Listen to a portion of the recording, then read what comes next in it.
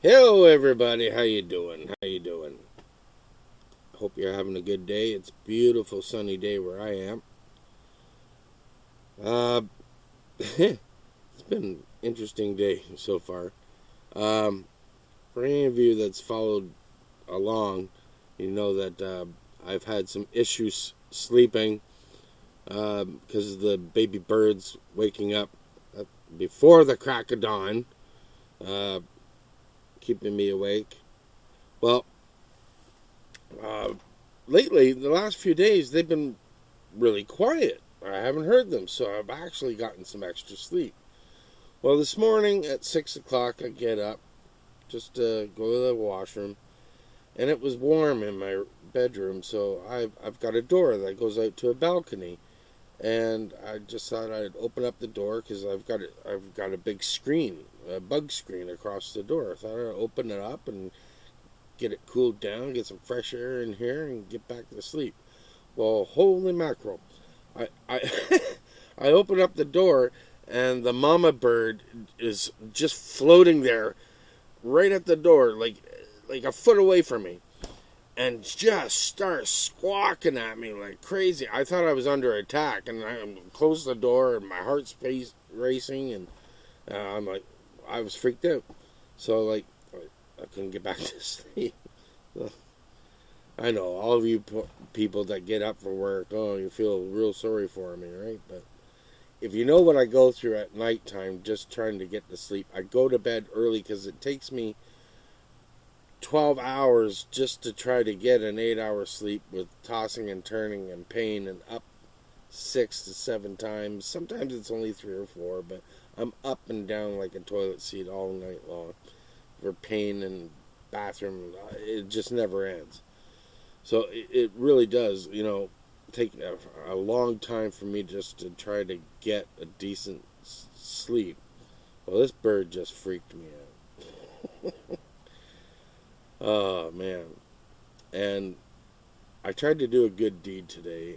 I went for a foot appointment. I can't clip my own toenails. I haven't been able to for years because of my back issues, broken back. I've got two blown discs and pinched sciatic, permanent, and plus I'm fat, and I can't do it. So for a long time, probably a decade now, I've been going to community care, and they do my feet, and so anyways, I'm there, and I'm talking to this old man, and he's complaining that he's in rough shape and everything, and talking to him, and where I am, he was gonna walk to a Tim Hortons, and he was kind of saying, he wasn't sure if he was gonna be able to make it all the way there, so I offer him a ride, you know, good Samaritan. Well, I got him in my car, get him over there, and for the life of me, I couldn't get him out of my car. He just kept talking and talking and wanting me to look stuff up on my phone, this hospital, that hospital, all this different stuff, and I'm trying to be polite and everything, and I don't know why I'm looking up this stuff for him, because he doesn't need these hospitals. He's just talking about stuff in the past, and I'm just trying to be polite and, oh, Google this and Google that. I'm like, I don't know you from Adam, man. Oh, man. And next thing you know, he's like, you want my number? And I'm like, sure. Well, call me, and then I'll have your number. Let's exchange numbers. And I'm like, oh my gosh. Now this old timer is just gonna contact me all the time. Anyway, no good deed goes unpunished. Anyway, I just wanted to get that off my chest. I finally got him out of the car and, sent him on his way. I hope he gets to where he's got to go next. Okay.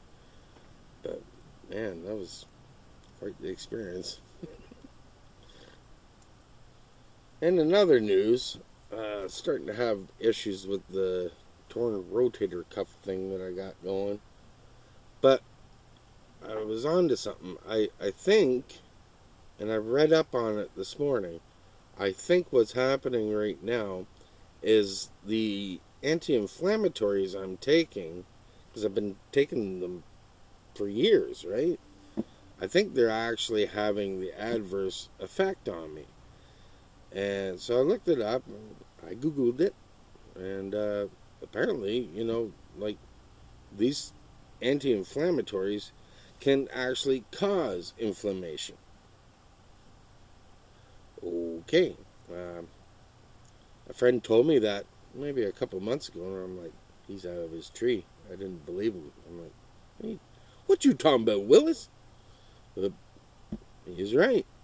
He's, especially prolonged use, it can do a lot more harm. So, yeah, stop taking them and see what happens.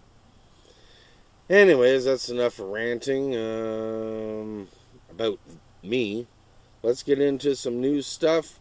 This is old news by now. This is yesterday's stuff that I didn't get to. And we'll start off with Pierre POILIEVRE. He's talking about how Carney announced the new LNG agreement with Germany. Sounds great. Don't know how it's going to work. Don't know how they're going to get it there. I heard and read that they're going to piggyback it to get over to Germany. I don't know how that's going to work out. And, you know, like, we need more pipelines for it, and the government shut these ideas down years ago. So, I don't know. But let's listen to Pierre. Well, we're about to get another smiley face signing ceremony signifying nothing from the Liberals. You see, they're promising now to sign a deal to ship gas to Germany. Great idea in principle. In fact, I proposed it back in 2022, 4 years ago, when the Germans were asking for our gas to break their dependence on Russia after its invasion of Ukraine. The problem is we don't have any LNG terminals to get the gas over to Germany. You see, our only LNG terminal is in northern British Columbia, in Kitimat, approved by Stephen Harper about 12 years ago. It's now shipping gas to Asia. But here's the problem. To get from northwest British Columbia over to the North Sea in Germany, you'd have to go all the way down the west coast of the United States, through the Panama Canal, negotiate your way through Caribbean islands, and then and only then you would be at the start point of the export terminals of the United States in Texas and Louisiana. In other words, they would have an enormous head start of all that distance. I guess theoretically, you could go around Alaska and try to get through the Arctic passages when they're not frozen over, but that too would be a very long distance. Okay. Now, I watched this video yesterday, and I kind of was thinking about that. Maybe going through the Arctic isn't a bad thing if we started manufacturing the icebreakers. Okay. I'm just thinking out loud. This could be a stupid idea. Canada is known for manufacturing icebreakers. Maybe not a good idea, but like, if you built a bunch, maybe it's possible. Is it a shorter distance? I don't know. But I guess you're getting close to Russia. I don't know. Just throwing it out there. I'm a meathead, so what do I know? So, the obvious solution is to ship our gas from the east coast of Canada, and what do you know? 4 years ago, there were 3 proposals to do that. One, in Newfoundland, where a private sector consortium called LNG Newfoundland and Labrador proposed to pump gas from the Jeanne d'Arc oil field, liquefy it on a ship, and send it overseas. 2, in St. John, New Brunswick, a private sector group proposed to reverse an import terminal, turn it into an export terminal, and ship our gas abroad. And 3, near Saguenay in Quebec, on the St. Lawrence, there was a proposal called LNG Quebec to liquefy gas, ship it out from the St. Lawrence, across the Atlantic, and off to Germany and other European markets. And what do those three projects all have in common? They never happened because the Liberal government did not support them. They actually said there was no business case for those projects. And to this day, the anti-development laws that make them uneconomical, C-69, the industrial carbon tax, remain in place, meaning that not only are these projects not in existence, not in construction, but in fact there are not even any proposed projects to liquefy gas off the east coast of Canada today. The only ones are on the west coast, which are much shorter shipping times to Asia. So ultimately, the problem is not that the Europeans, or the Asians for that matter, are keeping our energy out. It's that our own government is keeping our energy in. Signing another smiley-faced document will not change any of that. What we need to do is get the government out of the way and off the backs of the energy sector. Repeal C-69. Replace it with a policy that will allow for permitting within 6 months. Get rid of the industrial carbon tax so it becomes economical. Identify locations where LNG exports might make sense and provide pre-permitting so that businesses know that they can build there without delay. We have massive advantages in natural gas. We have shipping distances of about 11 days to both Europe and to Asia, which is half the distance that it takes from the southern coast of the United States. That is if you're starting from the right side of the country to get to the right continent. We have cold weather, which means that it's 25% cheaper to liquefy gas in Canada compared to in Texas and Louisiana. And of course, we have more gas than our American friends. In other words, we should be eating their lunch. They are eating ours. We need to get our government out of the way. We don't need another photo op, another announcement, another headline without deadlines. We need results. Let's get building. Next up, this post from Mish Distasi. A Liberal Prime Minister elected with just 44% of the vote condescendingly telling Albertans that 50% is not enough has got to be the perfect summary of how Ottawa treats Alberta. No kidding. Next up, this video should make you a little bit pissy. Carney and his entourage chew through $195,000 worth of airplane food during 3 international trips. Let's give it a listen.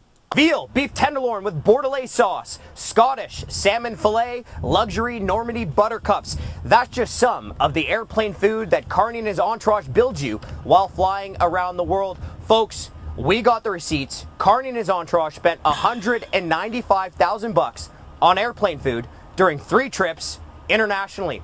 We got the menus. Here's some of the food they build you for, okay? Slow simmered beef with red wine reduction sauce. Yummy. Sauteed beef with, quote, world famous creamy sauce. Okay. Chicken with white wine gravy, lamb rump. And you can't forget about the dessert, the luxury Normandy buttercups. You had blueberry cheesecake, creme brulee, chocolate mousse, and so much more. On some of the flights, they even had 4 different types of wine to choose from. $55 a bottle here, $56 a bottle there. Now, folks, Carney, on 3 trips, spent more money on airplane food than what the average Canadian family will spend on groceries in a decade. Gross. And that's just 3 trips, okay? You look at all the different flights the Prime Minister has been on. The Prime Minister Carney and his entourage have billed you taxpayers for more than $500,000 on airplane food. $500,000 on airplane food. And remember, Carney keeps saying he's going to spend less. But Carney even outspent Trudeau. Let's look at a little comparison. In 2024, when Trudeau flew to Italy, him and his entourage dropped $43,000 on airplane food. In 2025, Carney's trip to Italy, $93,000 on airplane food. Okay, twice as much as what Trudeau spent. Now, the guy who keeps promising to spend less outspent the guy who is famous for spending far too much. Folks, they're living the high life. You're paying for it. But here's the thing. You deserve better, and you can fight back. Head over to taxpayer.com, sign the petition, cut wasteful spending. You know, that's the thing that really gets me, too, is how popular Carney is still. And everybody hated Trudeau for all the debt that he created, including the Liberal Party. They refused to announce the budget. Like, how can... Everybody was done with Trudeau. Everybody was done with the guy. Outrageous spending. Outrageous scandal. And Carney he's in there 1 year. Trudeau took a decade to do all that. Carney's in there 1 year, and he's already doubled it. He's doubling everything. And if you think there's not scandal, wake up. The biggest scandal of all is he's pocketing everything for Brookfield. And he's not even hiding it anymore. Oh, man. I'd like to go on that plane trip, though. It sounds like good food. Anyways, moving on. Got a clip here about, or from JAMIL Jivani. I'll be alright. I need some sleep. About immigration is not the solution to Canada's declining birth rate. And I'm looking at him going, what a smooth face. And I'm looking at myself going, I totally forgot to shave today. Oops. I look rough. Anyways, let's give him a listen. A healthy country is one where people who want to have kids can afford to have kids. That is pretty logical. Like, literally, the long-term survival of a nation is being able to have kids and raise them in safe and healthy environments. And yet, Canada finds itself in a situation where an overwhelming number of young men and young women are saying they can't afford to start a family. Sometimes that's because they just don't have a lot of money left over at the end of the day when they pay their bills. Because even though they work hard and earn what used to be a good salary, the cost of living has just exploded. See, this is a very, very serious problem if you claim to be a nationalist, if you claim to believe in Canada and want a long-term successful vision for this country. And yet the Elbows Up movement and the Elbows Up Prime Minister, Mark Carney, don't really talk about this problem very much, do they? In fact, the young men and young women who raise this issue never even really get a response from the federal government as to what their plan is to make sure that starting a family is more affordable. It's tragic. It's tragic because we've had this declining birth rate in Canada for many years now, many, many years. And yet no real solutions are being brought to the table by the federal government. What is brought to the table by the federal government? Well, if you ask them, what do we do about the declining birth rate? What do we do about the declining population? Their solution, the Liberal solution, is immigration.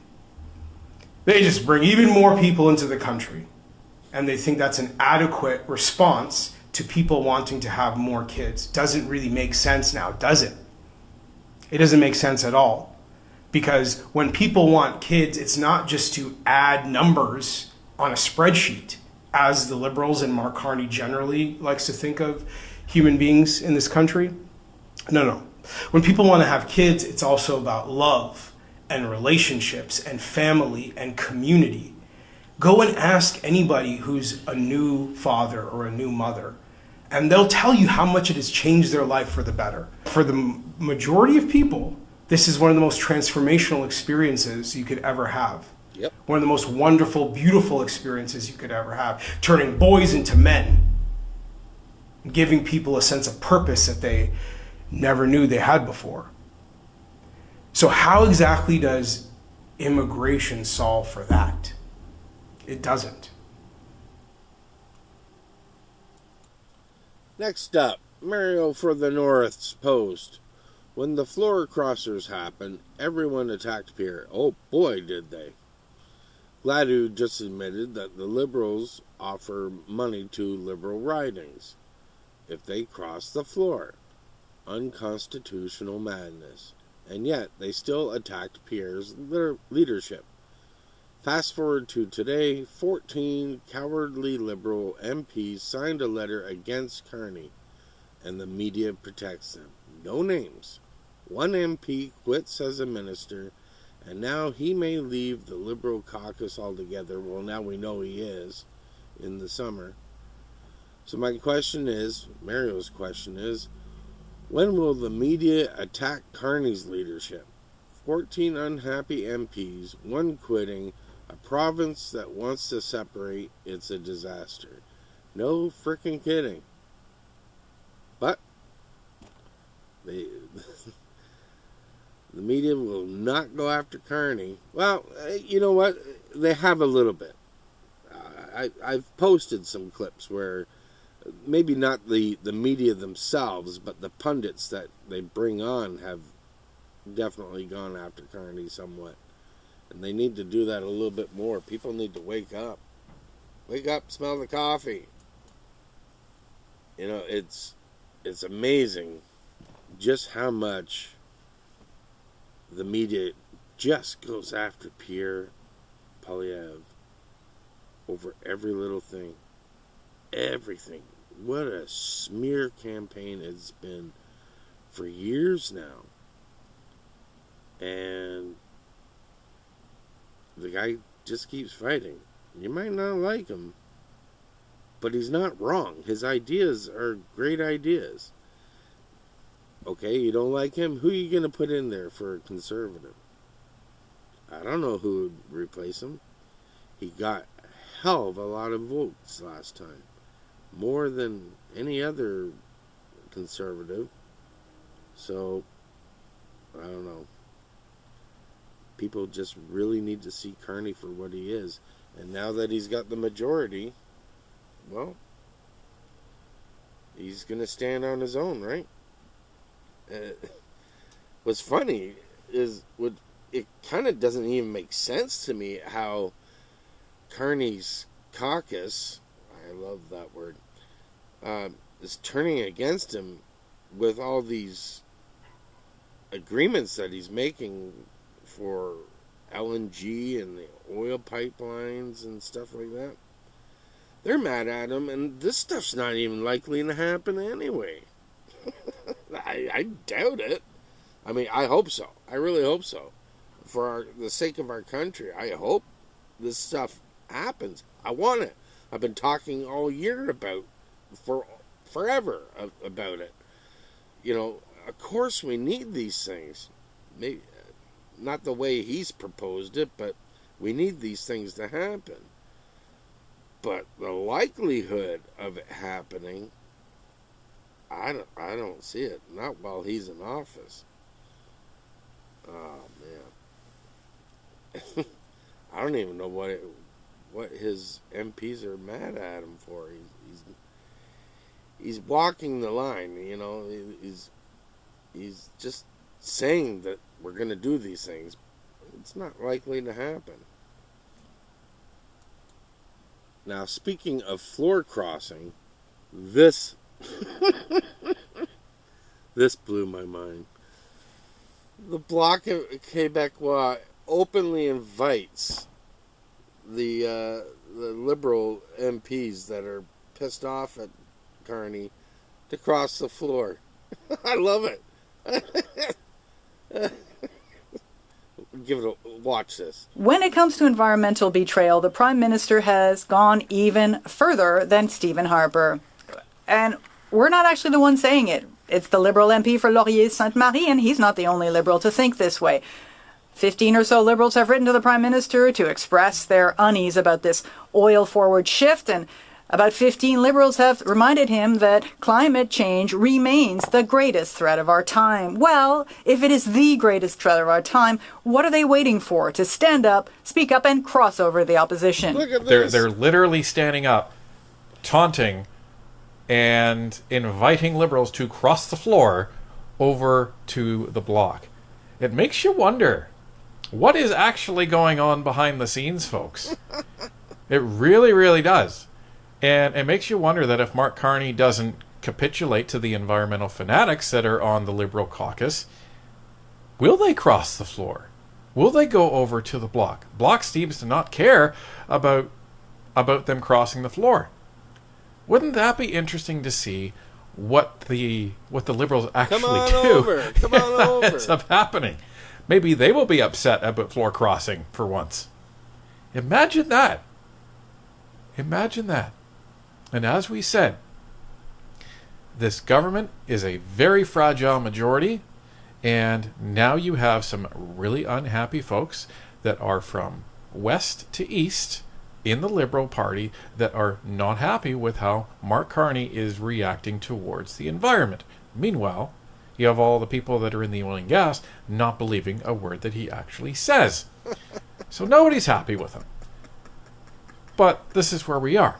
So something to watch in the coming weeks and the coming months. Next up, this is a real quick clip. You got to listen to it carefully. Liberal MP accidentally tells the truth about the Liberal government has doubled housing costs. Listen carefully. The Conservatives just love their conspiracy theories. Our government is investing in affordable housing, doubling the price of housing. We are...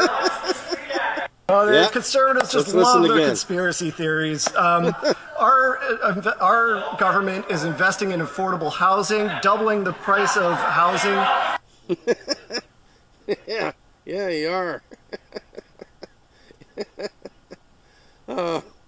Oh, I guess he got a talking to.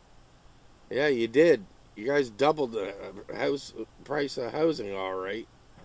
Well, now it's dropping and everybody's losing their minds. Okay, this next video is classic. Now, this is not Canada. This is from Australia. But this is coming here. This is coming. I can feel it. Pay attention.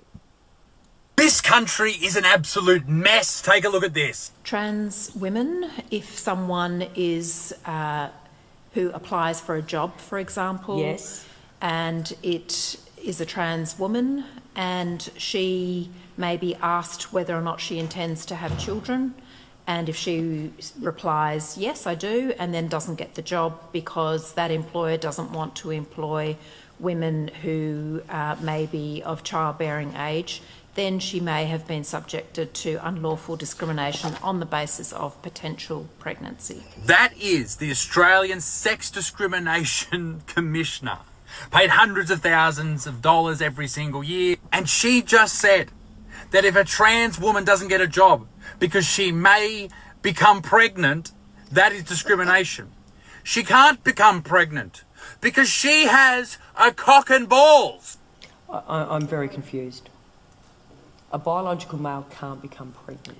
But the grounds of pregnancy includes potential pregnancy. I don't know if this lady knows this, but if you have balls, if you've got a scrot, if you've got a knob, there is zero potential pregnancy. If they can't become pregnant, how can you then become potentially pregnant? It's about the unlawful treatment by the employer. What the fuck, Australia? Everything we love about this country is falling apart because of dipshits like this, dickheads like this. People who are employed to run this country are running it into the ground. A biological man can't get pregnant. That's correct, Senator. But someone who is a trans woman may be assumed to be pregnant or to be able to be pregnant. It is not possible for you to be a normal human being and think that this is appropriate, okay, acceptable, or accurate. There is no possible way, ladies and gentlemen. This is a fucking idiot in action, paid hundreds of thousands of dollars every single year by the taxpayers. On the topic of money, come and see me live. I'm doing an Australian tour, my show Armageddon. It's a brand new hour, and I'm going to give it to every single fuckwit that exists in this country through. I don't know this guy. I don't even know how it ended up in my feed, but come on. That's not even a SNL skit. That is for real. That is for real. Wow. Wow, wow, wow.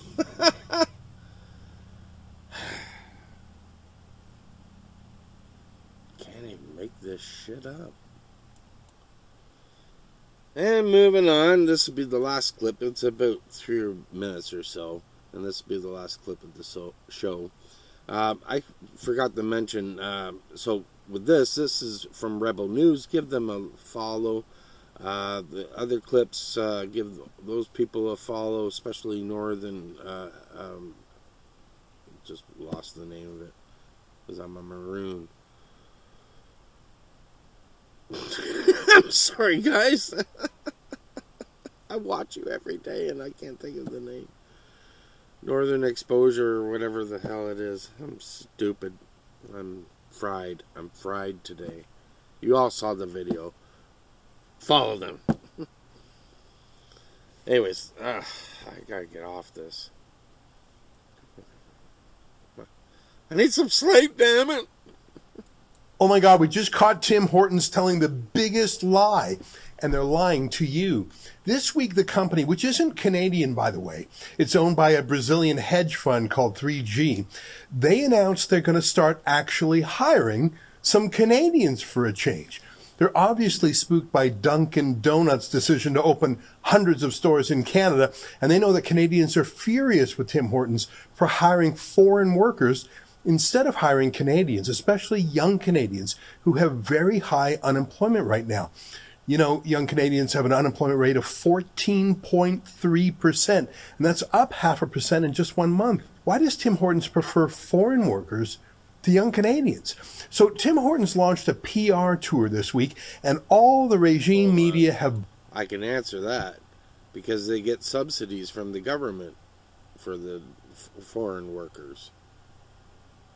The Tim Hortons and all these other companies pay them less, and the government tops it up. They get the subsidies. That's why.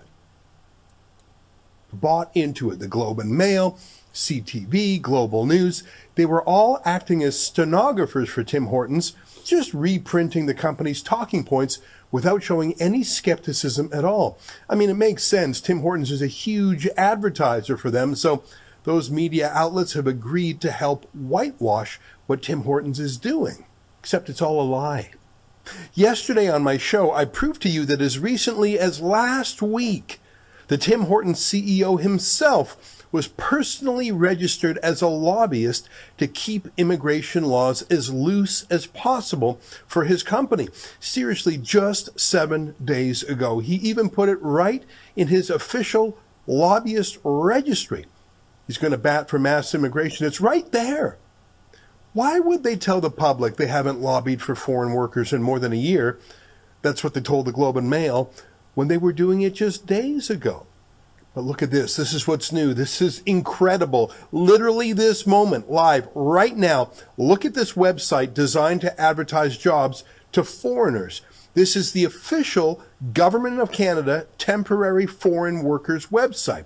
It is made for foreigners to get jobs in Canada. You can see it for yourself. Go to jobbank.gc.ca and type in the name Tim Hortons and look what you'll see. There are 88 different Tim Hortons locations that they're advertising to foreigners right now. 88 right now. You can see that right there. Temporary foreign workers find a new job in Canada. This is the official site.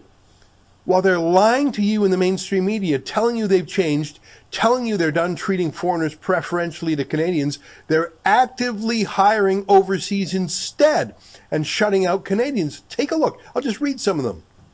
Food service operator in Victoria, food counter attendant in Fort McMurray, food service supervisor in Duncan, BC, food counter attendant in Prince George, and on and on. 88 times right now reserved for foreigners, well-paying jobs that any Canadian teenager would love to take if they were allowed to. They are lying to you. They're lying to the whole country. Never trust Tim Hortons. Never trust the media shills for Tim Hortons. Tim Hortons hasn't been Canadian for years. They're awful, and they think you're too stupid to find out the truth when it's just a Google away. Go right now to our website and pledge your name to our boycott. Go to timsboycott.com. Thanks. Well, you can look it up for yourself if you don't believe this guy. I think I mentioned this on one of the other episodes the other day. I don't really frequent Tim Hortons. I was at one today technically, but I didn't go in. I didn't order anything because I drove that elderly gentleman over there. Anyway, that's the first time I've been to a Timmy's. I don't know. I just don't go. I just don't.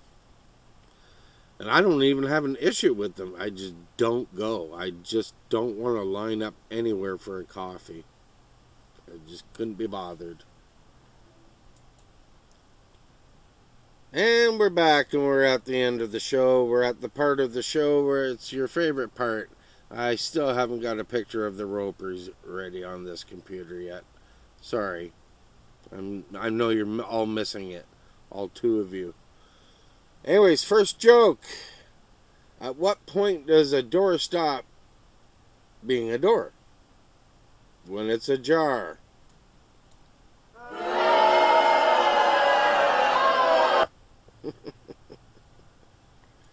That was actually not a bad one.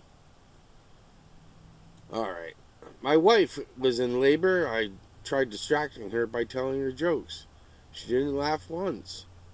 Must have been the delivery.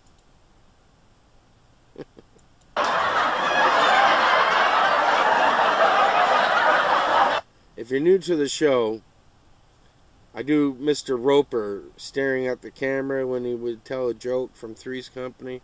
But anyways, I don't have the picture of Mr. Roper. Anyways, one more joke, and then we'll end this. I opened a bag of peas. Oh, I did this one in the other show. Oh, well, we're ending this anyways. I opened a bag of frozen peas and a few rolled out onto the floor. I guess they were escape peas.